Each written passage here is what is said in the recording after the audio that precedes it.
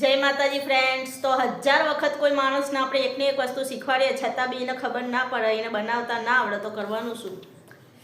આ જો એક નંબરની વાહિયાત ચા બનાવીએ, એકદમ થર્ડ ક્લાસ. અરે આટલી તો સારી ચા બનાવીએ.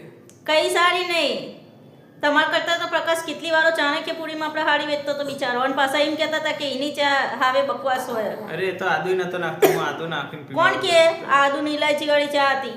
મેં અમને 1000 વખત શીખવાડ્યું કે હું ઘેર હોય ના હોય તો આદુ ઇલાયચી વાળી મસ્ત ચા બનાવીને કોઈ બી મહેમાન પરણ્યું આવે તો બનાવીને આપવાની. પણ હરામ કોઈ દાડો સિરિયસ થયા હોય શીખવામાં. અરે બધું સિરિયસલી શીખ્યું. બેટા નાખી દો ને આદુ, પપ્પાએ નાખી દો. એવું થાય કે એ ચા જે બનાવીએ ને એનાથી જ હાથ ધોઈ નાખું, પેલા રન પિક્ચરના પેલા કૌવા બિરયાની વાળા વિજયની જેમ. એટલી વાહિયાત ચા બનાવીએ, મોઢું ના ધોવાય ચાથી, ડફોડ.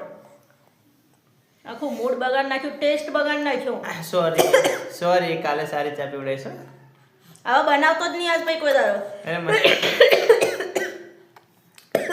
કેવી ચા બનાવી ખોસી થઈ ગઈ. આજ પછી બનાવતો નહીં કોઈ દાડો ચા.